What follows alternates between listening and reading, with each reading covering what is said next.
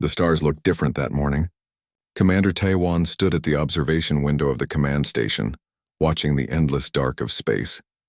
He had seen this view 1,000 times before, but today something felt wrong. The silence was too heavy. The peace was too complete. He knew from experience that moments like these never lasted long. His communication device buzzed. It was Lieutenant Daun from the sensor room. Her voice was tight with worry. She told him that something massive was coming toward their sector. The sensors showed thousands of ships. No, she corrected herself. More than thousands. Tens of thousands. They were moving in perfect formation like a metal storm sweeping through space. Taiwan felt his heart grow cold. He had read the reports. He knew what this meant. The Velcoran Armada had finally reached human space. For years, humanity had heard stories about them. They were conquerors who moved from star system to star system, taking what they wanted. 17 different alien species had fallen to them in the last 100 years. None had lasted more than a few days. He ran to the command center. The large room was already full of activity. Officers moved between stations, their faces serious. Admiral Jisoo stood at the center, her eyes fixed on the holographic display floating above the main table. The display showed everything. The Velcoran fleet was enormous. Ship after ship appeared on the screen, marked in threatening red. Their numbers kept growing as more vessels dropped out of faster-than-light travel. Captain Hunwoo arrived moments later, still pulling on his uniform jacket. He commanded one of humanity's best destroyers, the Phoenix Wing. He looked at the display and his face went pale. He had fought in border skirmishes before. He had seen enemy fleets, but nothing like this. This was not a fleet. This was an invasion force designed to crush entire civilizations. The Velcoran ships were huge. Each one was 3 times the size of humanity's largest vessels. Their hulls were dark metal that seemed to drink in the starlight. Weapon ports lined their sides like the teeth of some ancient predator. They moved with confidence, not even bothering to use tactical formations. They did not need to. Their size and numbers were their tactics. Then the communication came. Every screen in the command center flickered and changed. An alien face appeared. It was not like anything the humans had seen before. The Velcoran commander had 4 eyes arranged in a square pattern. His skin was covered in thick plates that looked like armor grown from flesh. When he spoke, his voice was deep and filled with contempt. The message was simple and brutal. The Velcoran commander said that humanity had one choice. Surrender now and the Velcorans would make their deaths quick. Resist and every human world would burn slowly. He laughed then, a sound like grinding metal. He said that one human fleet could not stop them. Nothing could stop them. They had crushed civilizations that were older and stronger than humanity. They had destroyed species that had weapons humanity could not even imagine. The command center fell silent after the transmission ended. Every person in the room knew the truth. The human fleet defending this sector numbered less than 2,000 ships. The Velcorans had brought more than 10,000. The math was simple and terrible. Humanity was outnumbered 5 to 1. The enemy ships were larger, more heavily armed, and protected by shields that had never been broken. Engineer Sung Ho sat at his station, his fingers moving across his console. He was running calculations, trying to find some advantage, some weakness they could exploit, but the numbers kept coming back the same.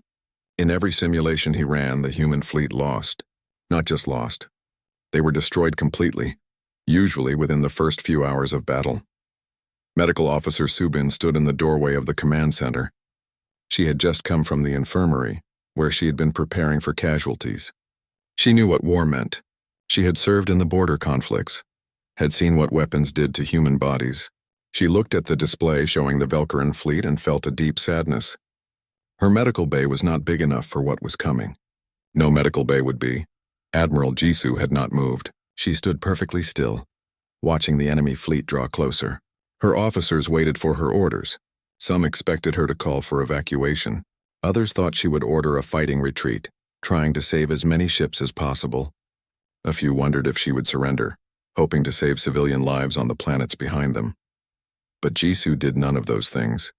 Instead, she reached forward and activated the communication system. She set it to broadcast on all frequencies, the same way the Velcorans had. She wanted them to hear her response. She wanted the entire fleet to hear it. The room went quiet. Every eye turned to her. She spoke just one word: Try, that was all. Just that single word, transmitted across space to the approaching armada. It was not a plea. It was not a threat. It was a promise. It was humanity drawing a line in the stars and daring the Velkorans to cross it. The response came quickly. The Velkoran commander appeared again on the screens. This time he was not alone. Other Velkoran officers stood behind him and they were all laughing. They found Jisu's response hilarious. They had heard such defiance before. From the other species they had conquered, it always ended the same way. With fire and death and the silence of extinct civilizations. The Velkoran commander said that humanity would learn what all the others had learned. That resistance was pointless. That their technology was primitive. That their courage would not save them when their ships were breaking apart and their worlds were burning. He said that in one day, maybe two, the human species would be nothing but a memory, another name on the long list of civilizations that had fallen to Velkoran might. Taewon watched the transmission and felt anger rise in his chest. He had spent his entire life in the fleet. He had trained since he was young, learning strategy and tactics. He had studied the old wars, the battles that humanity had fought among themselves before they reached the stars. He knew that numbers were not everything. He knew that the bigger force did not always win, but he also knew that belief was not enough. Hope was not a strategy. The Velkorans had conquered 17 species. They had destroyed fleets larger than humanity's. They had weapons that could crack planets. They had shields that could absorb enough firepower to level cities. And they were coming with absolute confidence, treating this battle like it had already been won. Pilot Young Mi was in the hangar, running final checks on her fighter. She was young, barely 25, but she was one of the best pilots in the fleet. She had reflexes that seemed almost superhuman, and an instinct for combat that her instructor said they had never seen before. But as she looked at her small fighter, thinking about the massive warships approaching, she felt very small. Her wingmate Jin Ho climbed into the fighter next to hers. He tried to smile, tried to seem confident, but his hands were shaking. He had seen the same displays she had. They both knew what they were flying into. Their fighters were fast and maneuverable, but they were tiny compared to the Velkoran battleships. It would be like insects attacking dragons. Back in the command center, Admiral Jisu began giving orders. Her voice was calm and steady. She told the fleet to assume defensive formation beta. She ordered all ships to charge their weapons and raise shields to maximum. She sent messages to the planetary governors, telling them to begin emergency evacuations, just in case, just if the worst happened. Then she did something unexpected. She smiled. It was a small smile, barely visible, but Taewon saw it. He knew that smile. He had served with Jisoo for 15 years. That smile meant she knew something. That smile meant she had a plan. It made him feel the smallest spark of hope in his chest. The Velkoran fleet continued its approach. They were in no hurry. They had time. They always had time. Let the humans see them coming. Let them understand the size of the force arrayed against them. Let them feel the fear growing in their hearts. Fear made prey easier to hunt. Fear made victories quicker and cleaner. What the Velkorans did not know was that humanity had been preparing for this moment. Not for weeks or months. For 50 years. Ever since humanity had first learned that hostile aliens existed in the galaxy. Ever since they had heard the first reports of the Velkoran conquests. They had known this day would come. And they had prepared. The human fleet waited. The Velkoran armada advanced. And in the cold darkness of space, the stage was set for a battle that would change the galaxy forever. The Velkorans came with their arrogance and their overwhelming numbers. Humanity waited with their courage and their secrets. Soon, very soon, everyone would learn the truth. One fleet could not stop the Velkorans. But this was not just any fleet. This was humanity's fleet, and humanity had never learned how to surrender. The Velkoran fleet did not know what they were facing. They thought they understood humanity. They had studied human history, read the reports from their scouts. They saw a species that fought among themselves for thousands of years.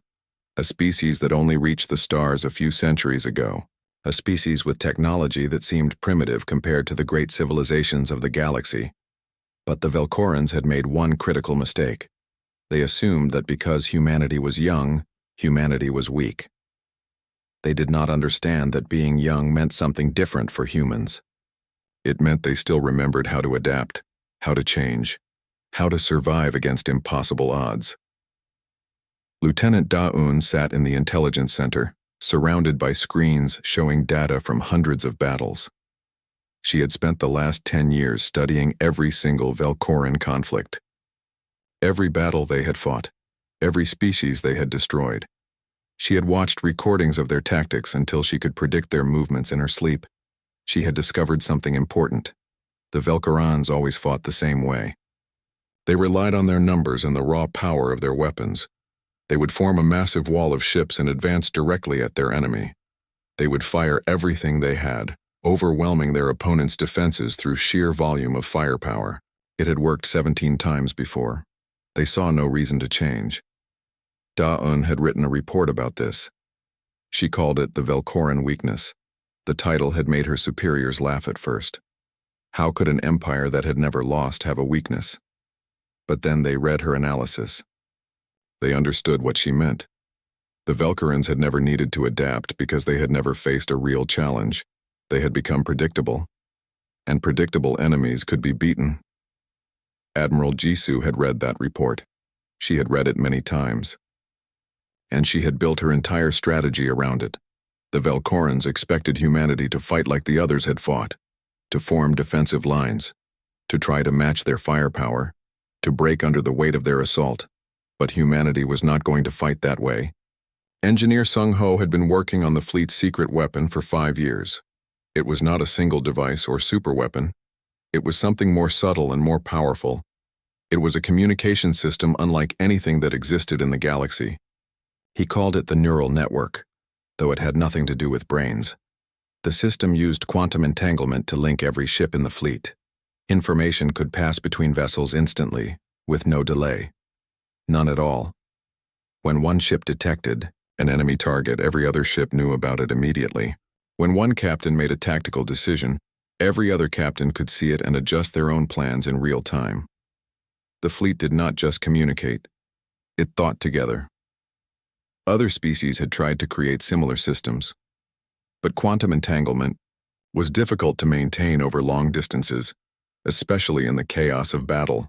The systems would fail when ships were damaged. They would break down when too much energy was being used. But Sung-ho had solved these problems. His system was robust, redundant, nearly impossible to disrupt. This meant that the human fleet could do something no other fleet could do. Every ship could act independently, making its own choices, responding to its own local situation. But at the same time, every ship was coordinated with every other ship. They were 2,000 individual vessels that fought like a single organism. The Velcorans had nothing like this. Their ships followed orders from the flagship. If that flagship was destroyed or damaged, their coordination would collapse. Colonel Haiwan stood in the briefing room, addressing the ship captains. Her hologram appeared on every command bridge in the fleet.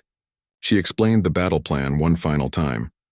They would not try to match the Velcoran firepower. They could not. Instead, they would use speed and precision. They would make every shot count. She told them about the other secret, the railguns. For decades, most spacefaring species had used energy weapons, lasers, plasma cannons, particle beams. These were effective and had long range. But they all had one thing in common. They could be blocked by energy shields. The Velcorans had perfected their shield technology over centuries. Their barriers could absorb enormous amounts of energy. But humanity had taken a different path. They had developed magnetic accelerator cannons, railguns that could fire solid projectiles at a significant fraction of light speed. These projectiles were not energy. They were matter, dense, heavy slugs of metal moving fast enough to punch through almost anything. And the Velcoran shields were not designed to stop them. The idea was old. Railguns had existed in human warfare for centuries, but humanity had refined them, made them bigger, more powerful, more accurate. Each human warship carried dozens of these weapons. And because of the neural network, they could coordinate their fire with perfect timing. Hundreds of ships could target the same enemy vessel at the exact same moment. Captain Hyunwoo listened to the briefing from the bridge of the Phoenix Wing. He felt the fear in his chest begin to transform into something else. Not confidence exactly, but determination. He understood the plan now. He understood what they were trying to do. It was risky. It required perfect timing and perfect execution. But it was possible, actually possible. The Velcoran fleet continued its advance. They were close now, close enough that human sensors could pick up individual ships, close enough that the details of their formations were becoming clear. They had arranged themselves in a massive sphere, with their largest battleships at the center and smaller vessels forming protective layers around them. It was an intimidating formation. It looked like a planet made of warships, drifting through space toward the human fleet. The Velcorans had used this formation before, against the other species. It made them look invincible. It made their enemies lose hope before the first shot was even fired. But Da-Yun saw something different when she looked at that formation. She saw ships packed together tightly. She saw limited room for maneuver. She saw a formation designed for intimidation rather than tactical flexibility. She saw a target, a massive, slow-moving target that would have trouble responding to fast, coordinated attacks from multiple directions. The human fleet, in contrast, was spread out. Ships maintained distance from each other, forming a loose cloud rather than a solid wall. To the Velcorans, this probably looked like fear, like the humans were already preparing to scatter and run. But it was actually the opposite. The formation gave each human ship room to move, room to dodge, room to exploit opportunities as they appeared. Pilot Young Mi was in her fighter, waiting for the launch order. She could feel the tension building. Every pilot in the fleet was ready. Their fighters were smaller than the Velcoran vessels, but they were fast, incredibly fast, and they were armed with the same railgun technology as the larger ships, just in miniature form. Medical Officer Subin made one final round through the infirmary. She checked the medical supplies, made sure everything was ready. She knew that no matter how well the battle went, there would be casualties, there would be injuries, there would be death. But she also knew that the crew was ready. They had trained for this. They had prepared. They would do their duty. Commander Taewan stood beside Admiral Jisoo on the bridge of the flagship, the Eternal Dawn. He watched the countdown timer on the main display. 10 minutes until the Velcorans would be in optimal firing range. 10 minutes until the battle would begin. 10 minutes that felt like an eternity.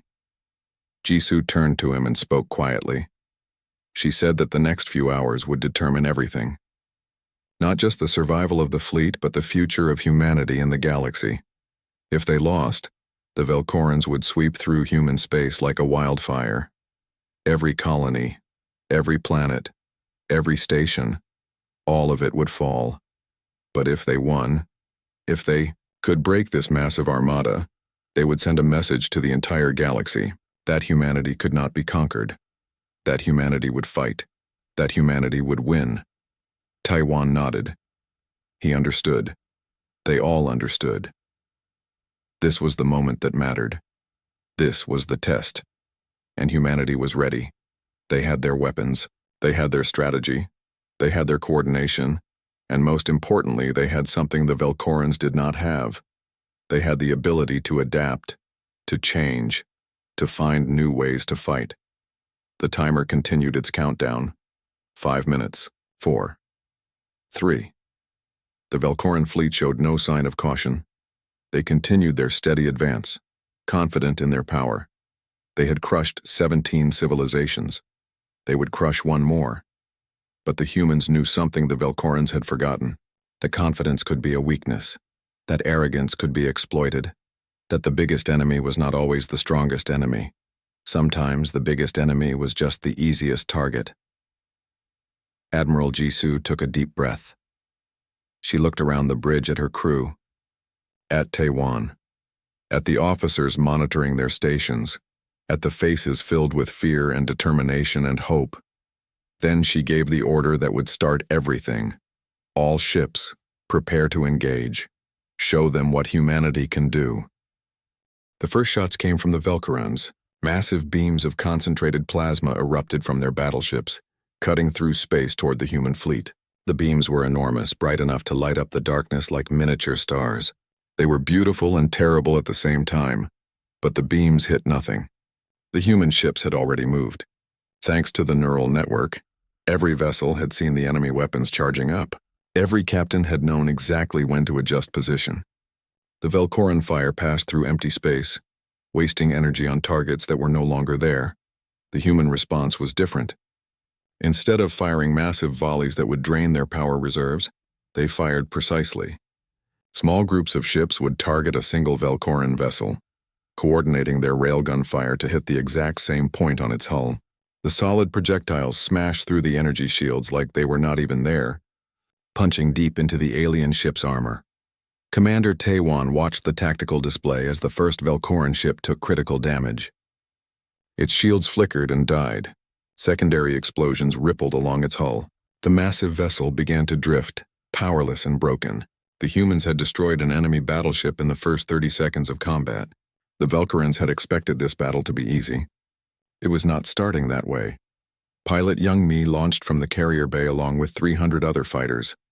The small craft accelerated to incredible speeds, weaving between the larger ships. Her targeting computer was linked to the neural network, showing her not just enemy positions but predicted enemy movements. She could see where the Velcoran ships would be, not just where they were.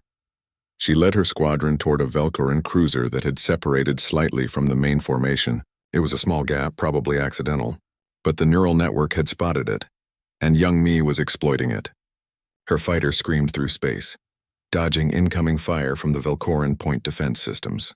The alien weapons were powerful but slow to track. They were designed to hit missiles and torpedoes, not fighters moving in random, unpredictable patterns.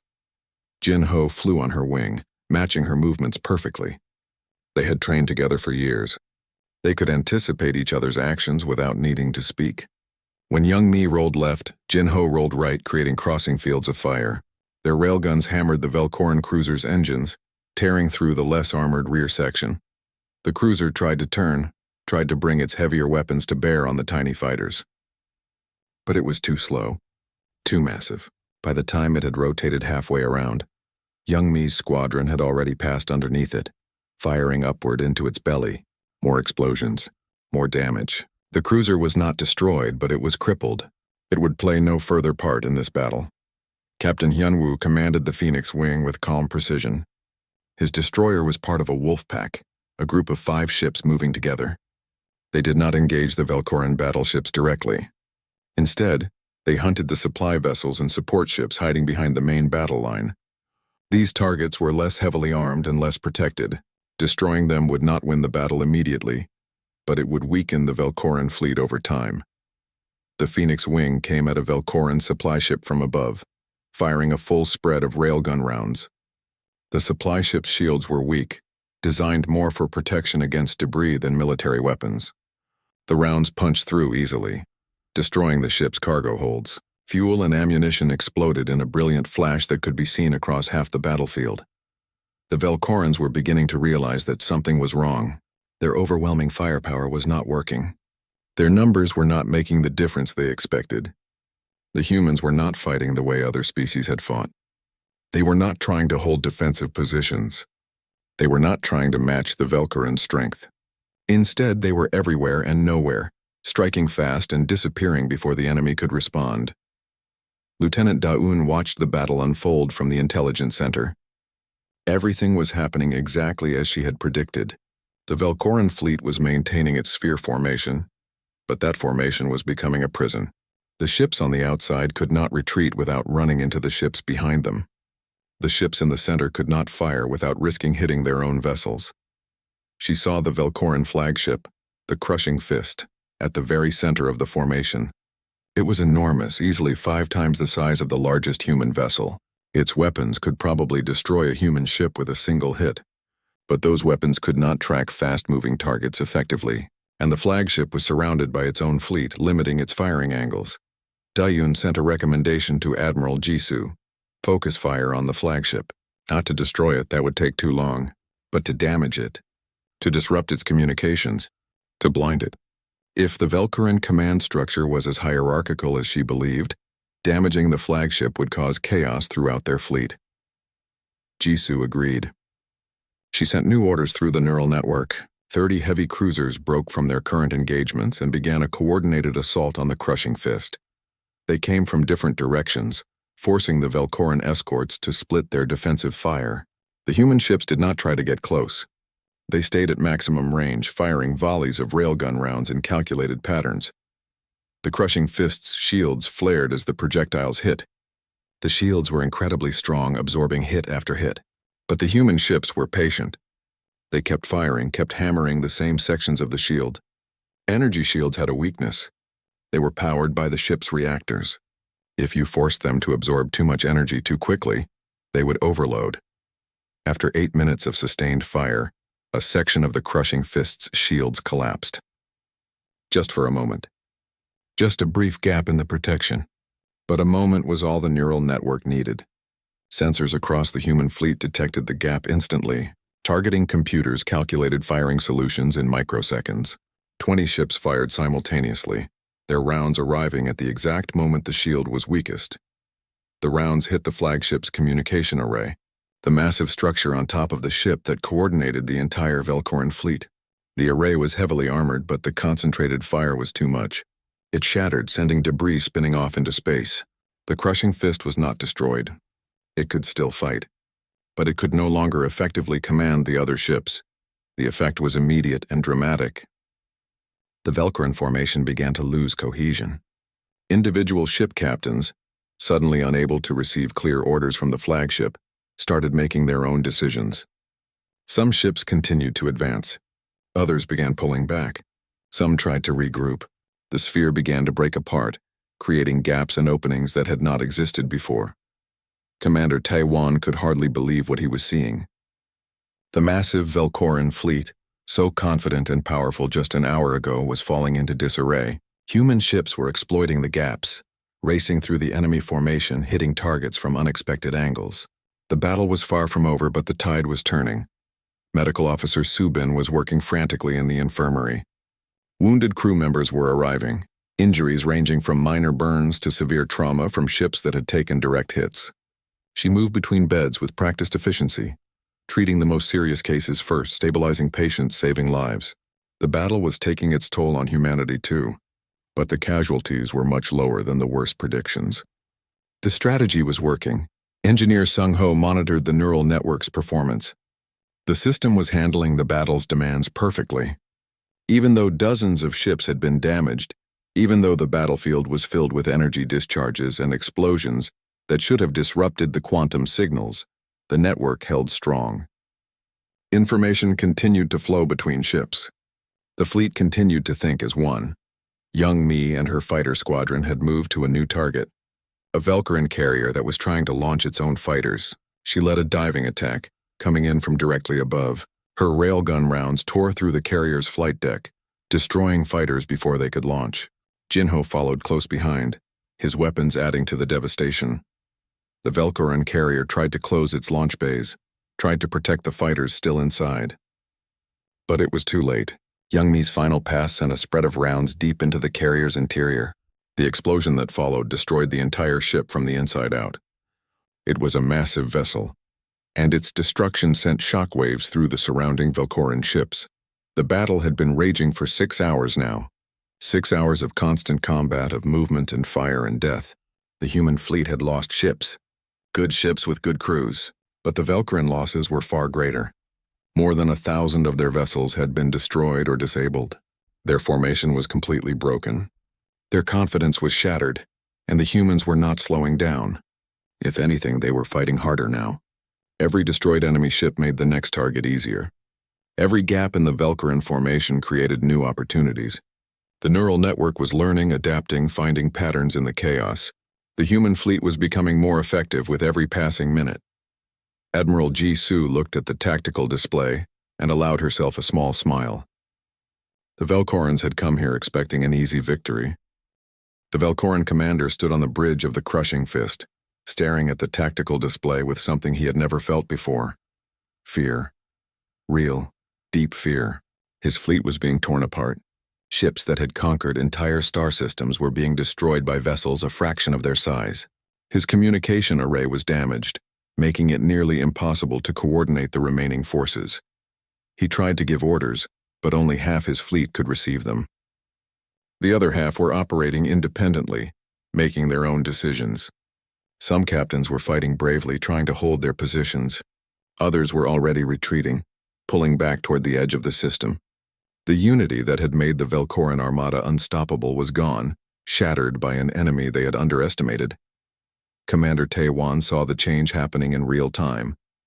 The neural network was tracking every Velcoran ship, analyzing their movements. The pattern was clear. The enemy was breaking, not all at once, but ship by ship, section by section. Their formation was collapsing into chaos. This was the moment. The moment when a battle could be won or lost in minutes. Admiral Jisoo saw it too. She had been waiting for this moment, preparing for it. She gave the order that would turn the battle into a rout. All ships full offensive. Target their command vessels. Do not let them regroup. The message spread through the neural network in an instant. Every human captain understood. Every crew prepared for the final push. Captain Hyunwoo took the Phoenix Wing directly toward a Velcoran command cruiser.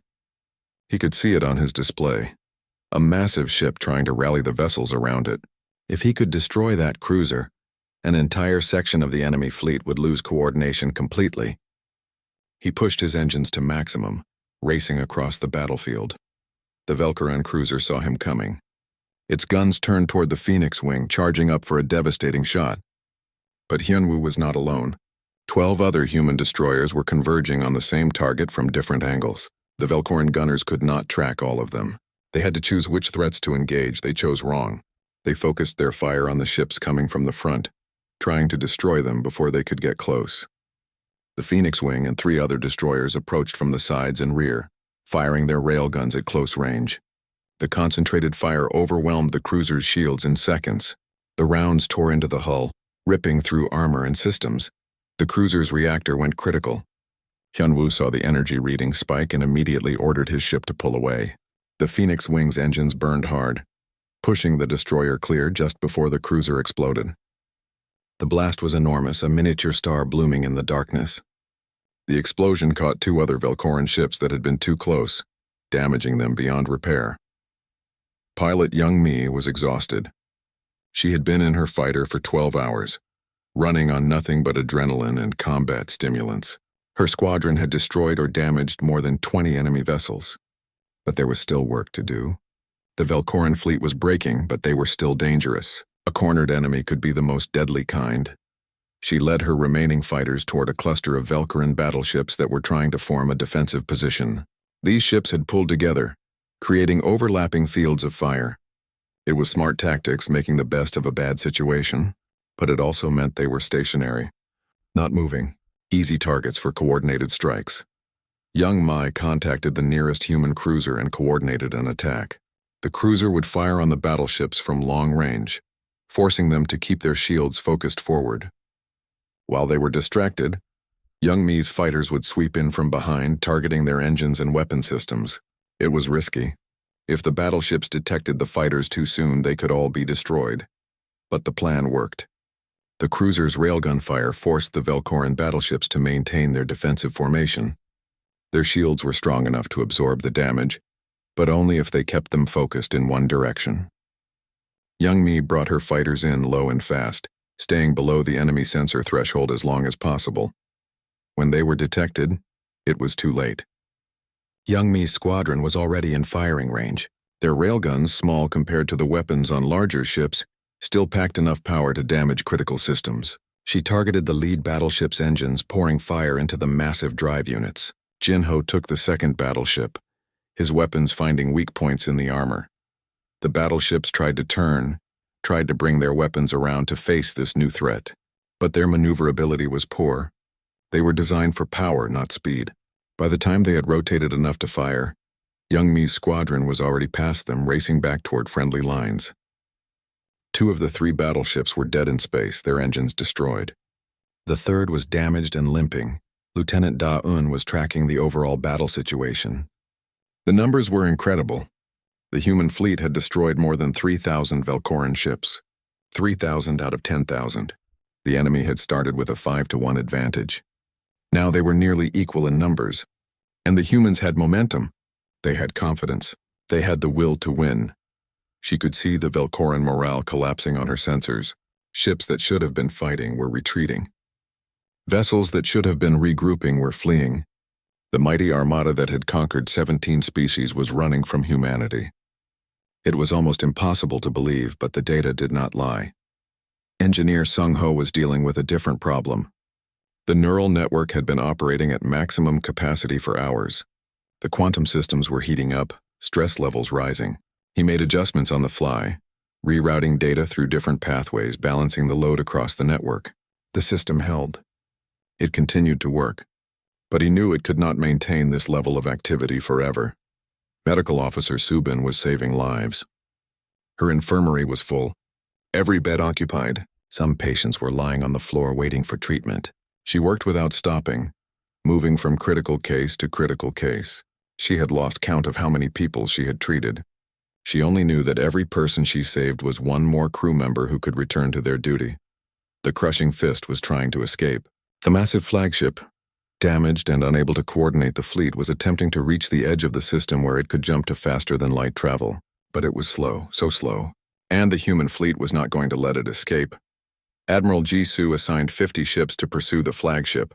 She wanted it destroyed or captured. The crushing fist was a symbol of Velcoran power. If it escaped, the enemy could claim they had chosen to retreat, not been defeated. But if it was destroyed, there would be no doubt about who had won this battle. The 50 ships caught up to the flagship quickly. They surrounded it, cutting off escape routes. The crushing fist fought back desperately. Its weapons were still powerful, and it destroyed 3 human vessels in the opening minutes of the engagement. But 3 ships out of 50 was not enough. The humans kept coming, kept firing. Commander Taewon watched the assault on the flagship from the eternal dawn. He saw the railgun rounds hammer into the crushing fist's shields, saw the shields flicker and fail. He saw the massive ship try to turn, try to run, but there was nowhere to go. The human ships had it surrounded, their fire coordinated by the neural network with perfect precision. The end came quickly. A railgun round penetrated the flagship's armor and struck something critical deep inside. Maybe the reactor. Maybe the main ammunition storage. Whatever it was, the result was catastrophic. The crushing fist broke apart in a massive explosion that lit up the entire battlefield. The destruction of their flagship was the final blow to Velcoran morale. Across the battlefield, enemy ships began fleeing, not retreating in good order, fleeing in panic. They abandoned their positions, abandoned their wounded, abandoned their pride. They ran for the edge of the system, desperate to escape before they too were destroyed. Admiral Jisoo watched them go. She could have ordered a pursuit, could have tried to destroy every last enemy ship, but she chose not to. Her fleet had won. There was no need to turn victory into vengeance. Besides, letting some of them escape would serve a purpose. They would return to their empire with stories of what happened here. Stories of how humanity had defeated the undefeatable. The battle was over. 18 hours of combat that had seemed like an eternity. The human fleet had suffered heavy losses. 300 ships destroyed, 12,000 crew members dead. But they had won. Against impossible odds, against an enemy that had never been defeated, humanity had won. As the last Velcoran ships jumped to faster-than-light travel, fleeing the system, a cheer went up across the human fleet. From the smallest fighter to the largest battleship, crews celebrated their victory. They had stood against the darkness and prevailed. They had shown the galaxy what humanity could do, and nothing would ever be the same again. The silence after the battle was strange.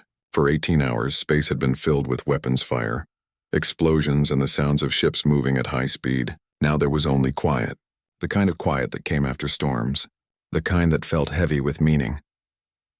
Admiral Jisoo stood on the bridge of the eternal dawn, looking at the debris field that stretched across millions of kilometers. Pieces of destroyed ships, both human and Velcoran, drifted in the darkness. Each piece represented lives lost.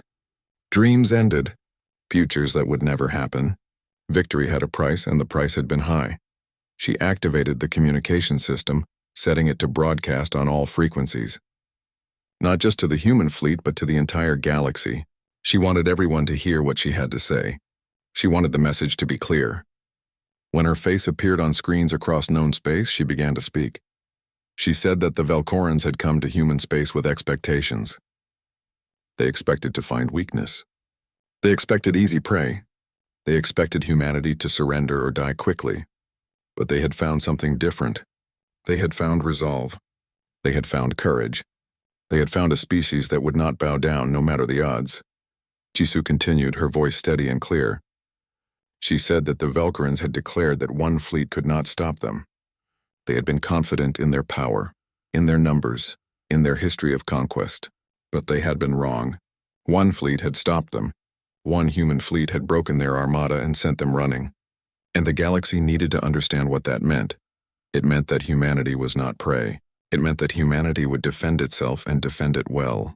It meant that any species that came to human space with hostile intent would face the same fate as the Velkarans: defeat, humiliation, and the knowledge that they had underestimated humanity at their own peril.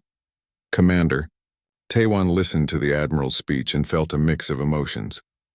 Pride at what they had accomplished, sorrow for those they had lost, and something else. A sense that this battle had changed everything.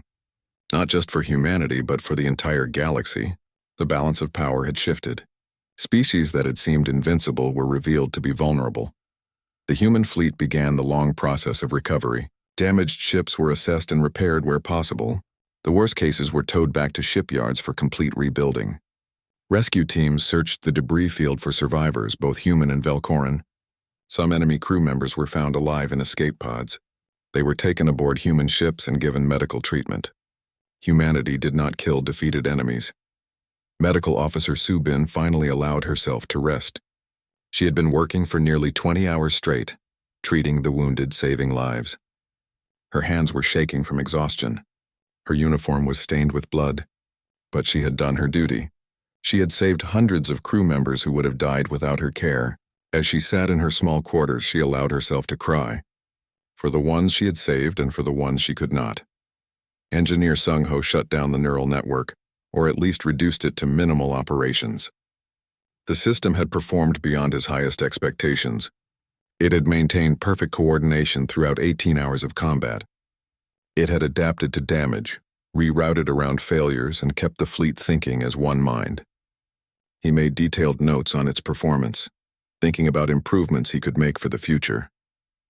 Captain Hyunwoo walked through the corridors of the Phoenix Wing, checking on his crew. The ship had taken damage in several places, but nothing critical. They had been lucky. He stopped to talk with crew members, thanking them for their service, sharing their relief at surviving. His ship had destroyed 8 enemy vessels and assisted in the destruction of a dozen more. The Phoenix Wing had earned its place in history. Pilot Young Mi landed her fighter for the last time that day.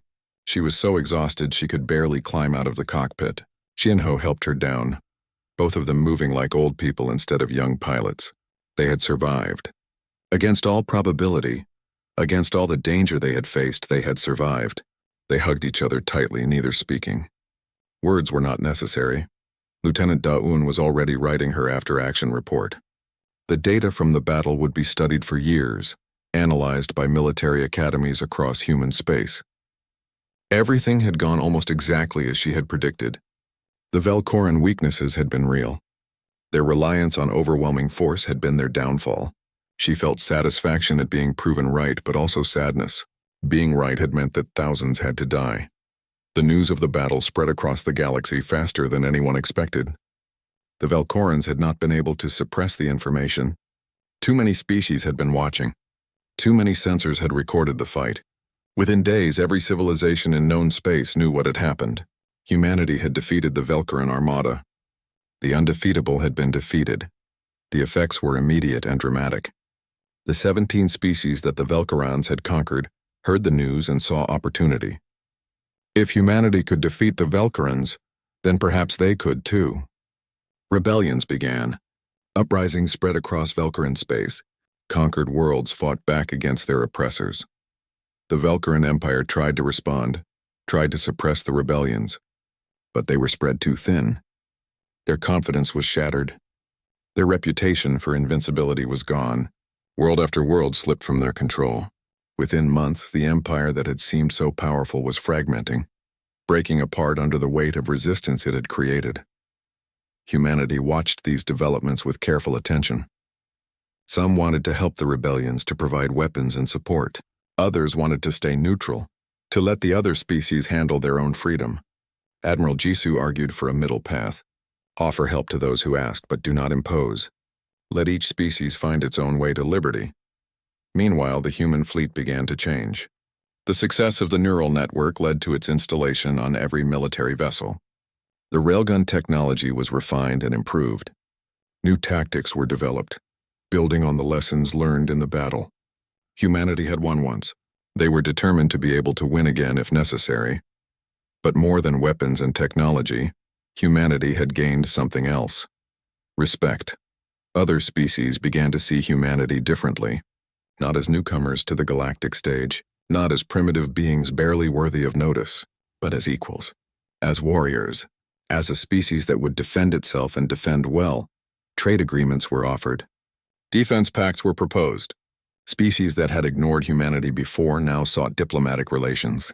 The galaxy was realigning, and humanity was at the center of that realignment. It was a position of power and danger. Power, because others would listen to human opinions. Danger, because power always attracted enemies. Commander Taiwan stood in the observation deck of the Eternal Dawn 1 month after the battle. He looked out at the stars and thought about the future. Humanity had won a great victory. But victories were not endings. They were beginnings. The galaxy knew about humanity now, knew what humans could do. Some would respect that knowledge, others would fear it, and some would seek to test it. Colonel Haywan was promoted to general and given command of fleet defense. She took the position seriously, knowing that the Velkarans might return someday. Defeated enemies often did. They would be more cautious next time, more prepared. But so would humanity. The next battle, if it came, would be different. Both sides would know what to expect. Medical Officer Subin received a commendation for her work during the battle. She accepted it quietly, without fanfare.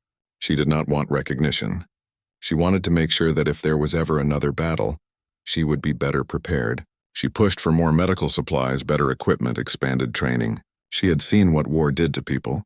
She wanted to be ready to heal them. The memorial service for the fallen was held 3 months after the battle. 12,000 names were read aloud, each one representing a life given in defense of humanity. The service lasted for hours. Every person who attended stood in silence, listening to the names, remembering the sacrifice. These people had died so that humanity could be free. Their memory would not be forgotten. Admiral Jisoo gave the final speech at the memorial. She talked about courage and sacrifice. She talked about the price of freedom and the cost of victory. She said that the fallen had not died in vain. They had died defending everything humanity valued: peace, liberty, the right to exist without bowing to tyrants. Their sacrifice had ensured that future generations would inherit a galaxy where humanity stood strong. As the memorial ended, a single question remained in everyone's mind. What would humanity do with this victory? Would they become conquerors themselves, seeking to build an empire? Would they remain defenders, protecting their space but not expanding? Or would they find a third path, something new in a galaxy that had seen the same patterns repeat for millions of years? The answer was still being written. Humanity stood at a crossroads, more powerful than they had ever been, more respected and more feared.